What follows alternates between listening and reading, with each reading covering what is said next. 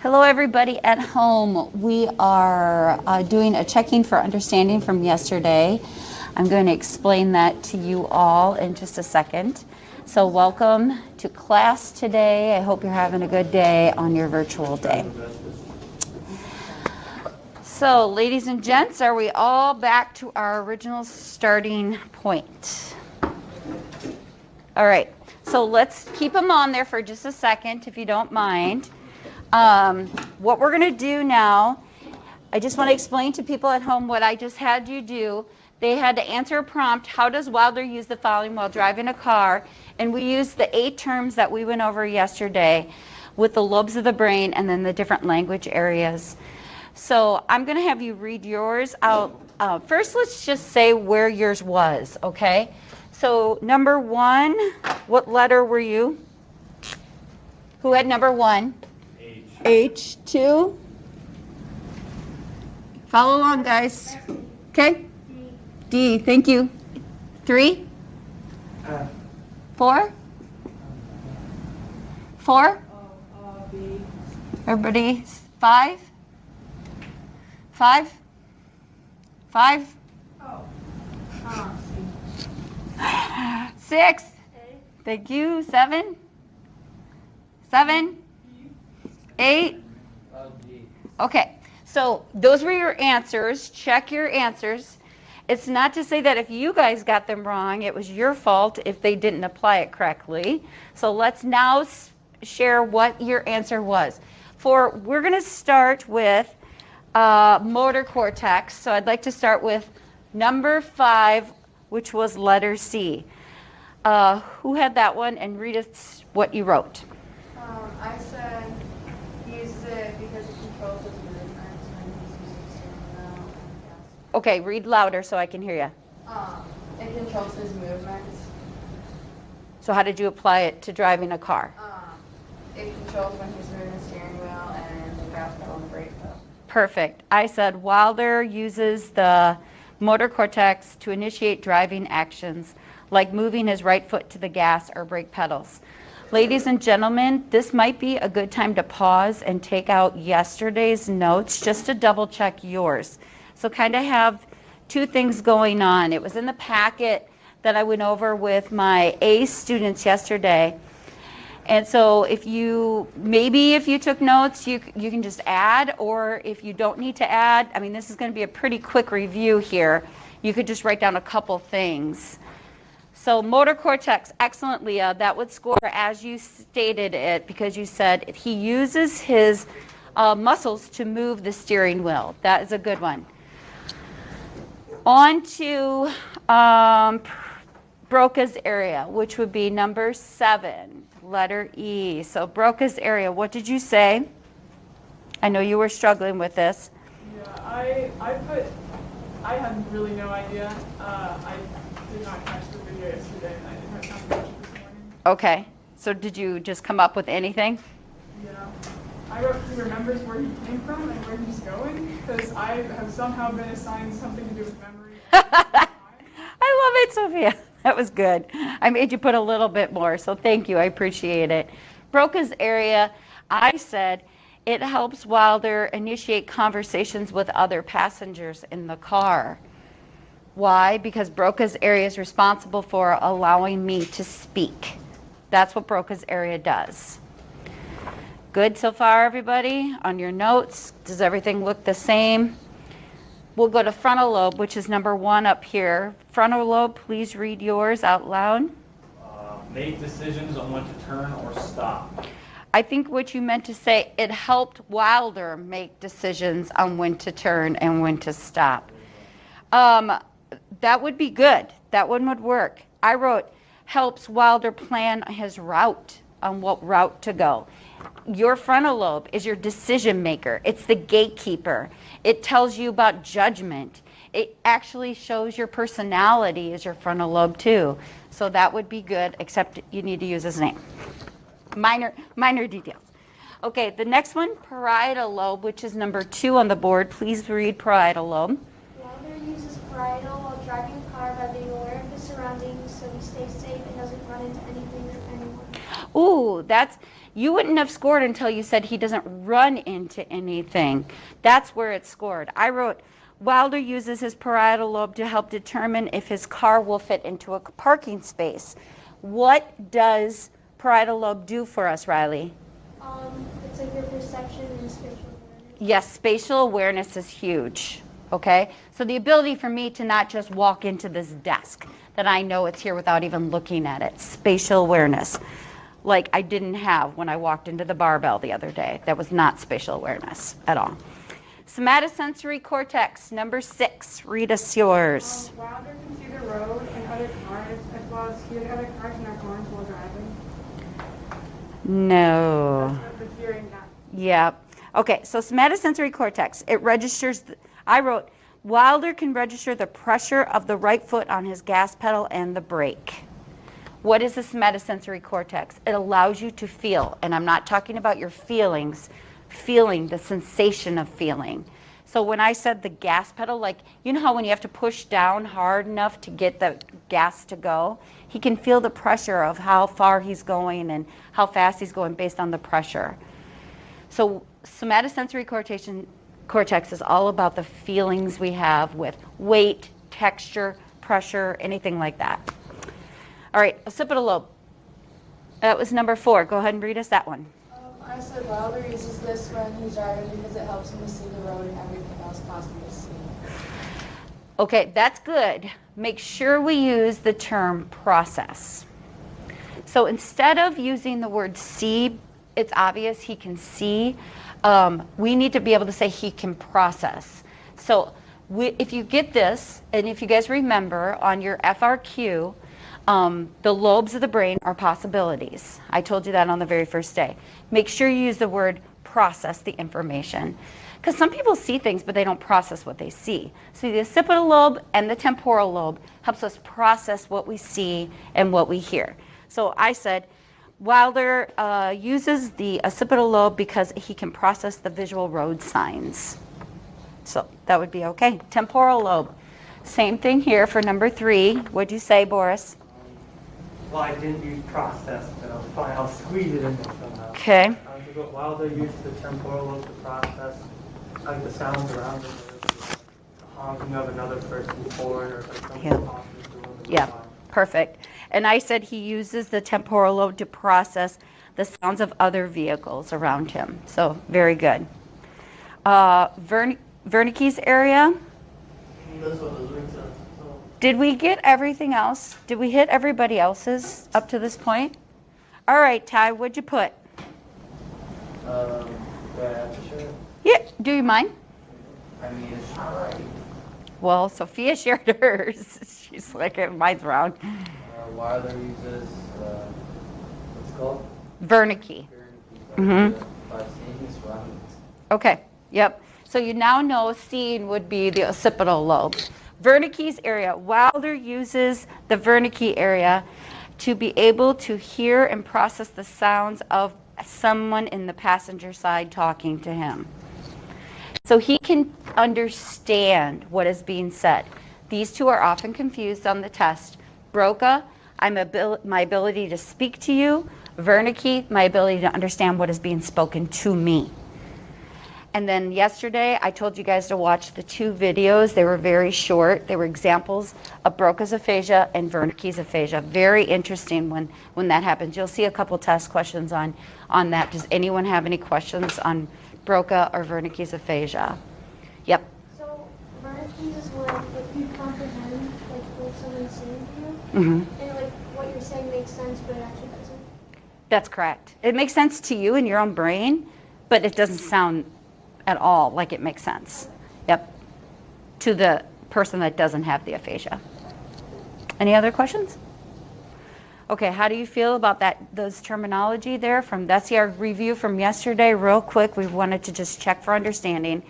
Wrap that up. How would you have done if the test was today, if your FRQ was today? Okay, good. No, Sophia's like, bad. Okay, well, it's not today. It's a week from today is your essay. So just to remind you guys that we will be doing that. So I think this is good. This is just practice for us. So what we're going to do now is we're going to shift gears, and we are going to move. So you can erase your boards. I have a lot of erasers, so feel free. So Boris, here, I'm going to throw this to you if you don't mind. Okay, anybody else need an eraser? You guys have one right up there. Leah, just grab that one. So the desks are all shifted into different positions because I am going to have us do some activities today. Before we begin, I think it's important that you record this down on your notes somewhere about plasticity. So wherever you're keeping your notes about plasticity, that was the reading for today. And just to remind you guys, you also had a homework assignment that was due today for plasticity. You were supposed to watch the 2 videos and then answer the 4 questions that I had following, and you were supposed to put that on Canvas. If you haven't had an opportunity to do that, I would strongly encourage you to do that because that will be graded. So you want to get that in. All right, so plasticity, what is it? Well, learning target G says, clarify how the damaged brain can reorganize itself. So we're talking about brains that either are born, somebody's born with a problem, or they had an injury that caused a brain problem. What happens? In the past, people would just throw up their hands and say, I'm sorry, this is just something you're going to have to live with. Or potentially they would do brain surgery on you, if possible, to try to repair an area. What we are seeing now with the new science that has been developed in the last X amount of years is our brain has the ability to be plastic, meaning malleable, meaning you can actually alter your brain. This form of science, to me personally, is so freaking cool that if in another life I could be a neuroscientist, this is exactly what I would study. I find this stuff fascinating, that the brain can actually reorganize. And did anybody watch the videos about Chase Britton? He didn't even have a cerebellum, for gosh sakes. You know, the ability for him to be able to even walk. We know the cerebellum is in charge of our balance and fine motor skills. He's showing that we can actually reorganize and do some things. The older we are with our injuries, the harder it is for our brain to be more malleable. The younger you are, the easier it is. Kind of like teaching an old dog new tricks. But here's the points. They all kind of say the same thing. Feel free to shift if you need to, but I would like you to make sure you put this down somewhere. The ability of the brain to physically change in response to a stimulus and activity. That's what it is. So the brain can physically change. Like we can actually see it altering the neurosynaptic interconnections are becoming new. Things that we never thought were possible. Or people actually claim that they were more miracles and they were faith-based. I am not trying to put anybody's faith down when we talk about plasticity, but we're seeing science coming through the end here. I have a sign in my front of my house and it says science is real. And I just, every day I see it when I come home and when I leave, and I just truly believe that, especially in today's day and age. It refers to the structural and functional changes in the brain that are brought on by training and experience. So through practice, through experience, through just living life and constantly over and over and over again. Tomorrow when you guys come back to school and when you guys tune in, I'm going to share a story with you about a woman that I read who actually had a wonderful experience with this. So the brain can develop new neurons, it can rewire itself. That's what we're going to do here. I know I cannot cause you to have a brain injury, nor would I want to. But we're going to see if the brain can rewire itself through these activities. So if plasticity truly does work, as you practice something, you should get better. The neurosynaptic connection should fire better and faster. So for the remaining period of our class period, you're going to partner up with anybody you want in the class, and you're going to hit different stations in here. I'm going to pass out the sheets. These sheets are not like for a turn-in purpose. They're just like a recording purpose to see if you've improved at all. So I'll pass these to you guys. If you could just pass them down. How are we doing out there, okay? If you watch the videos and you did the homework for today, this makes a lot more sense. In fact, I had a really good question from somebody first hour. They said they watched the videos and they were trying to do the homework and understand. And the very first question that they said, now, is this happen when a doctor actually does this to the brain? I said, absolutely not. This is when nobody is actually going inside your brain and reorganizing it. They could externally be doing that. They could be doing some training, but they're not actually doing surgery on you. There you guys go. Oh, you have one? Do you want to give that to Boris? That would be great. All right, so the stations are as follows, and I'm going to release you when I'm done chatting, and then you guys are just going to go around the room. Nut and bolt would be one station, and it's over here.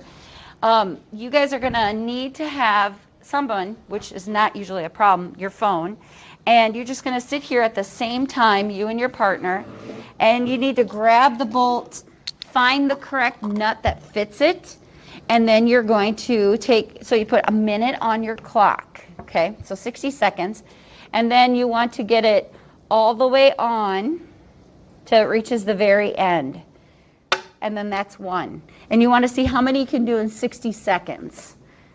And then when the 60 seconds is done, then you do it one more time to see if you can improve your score. That's hopefully the goal, that you actually get faster, that you've learned a technique that can actually maybe speed things up or improve your score. Questions on this one? Next one is what? What's the next one on the list? Oh, chip in the cup. So that's over here. So you have this little bucket of quarters right here. And your goal is to get the quarter in the cup. You have to bounce the quarter off the table first before it goes into the cup. And you have, okay, so your partner puts 60 seconds on the clock. You can only do one person at a time on this one. And your partner will hopefully be shagging. I usually get one of them. Cried. I have not had a very good luck at this today. Okay, so for time, I'm not going to keep doing it.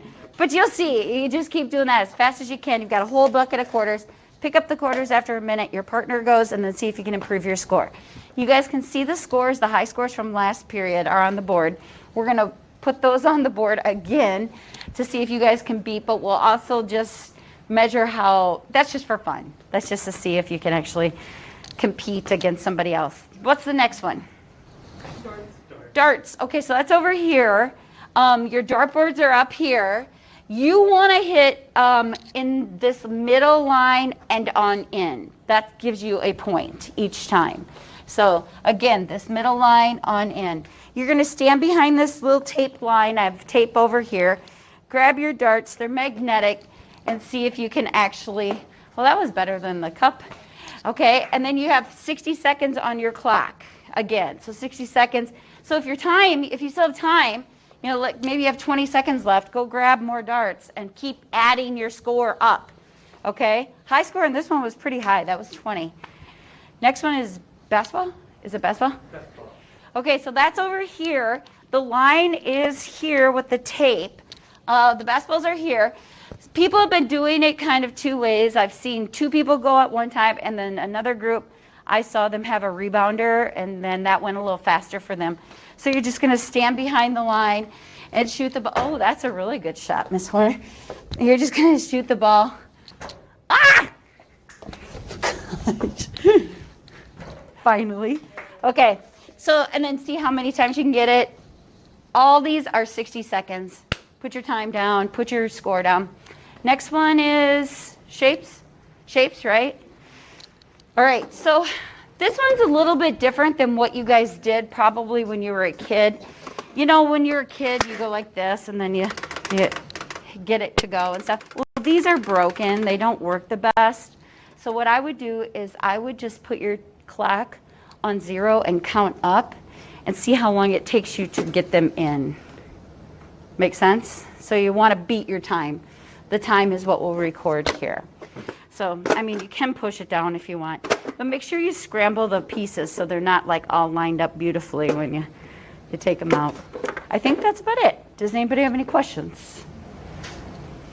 Okay, so go to wherever you would like to go and get started. Are you doing the brain game right? No, we're not. we're not doing that one. We don't have time for that last one. What? Say it again. Oh, well, we're going to do 2, and then if we end up having time, you can go back and do a 3rd.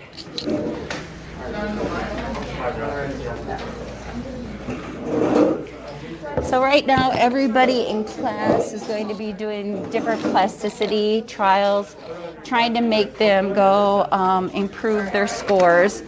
This is what they're doing here. You don't have this sheet at home. See if I can get it so you can see it. And then tomorrow when you guys come back to class, what we're going to do is we're going to talk about plasticity. We're just going to debrief it, and then we're going to go into brain scans. So I'm going to sign off today. It's a short video. I'll keep the plasticity definition on the board for you for tomorrow. It's also in your book and your reading. And then make sure you get your Canvas assignment done about plasticity. Thank you, everybody. I hope you have a wonderful day today. It's nice to talk to you. Goodbye.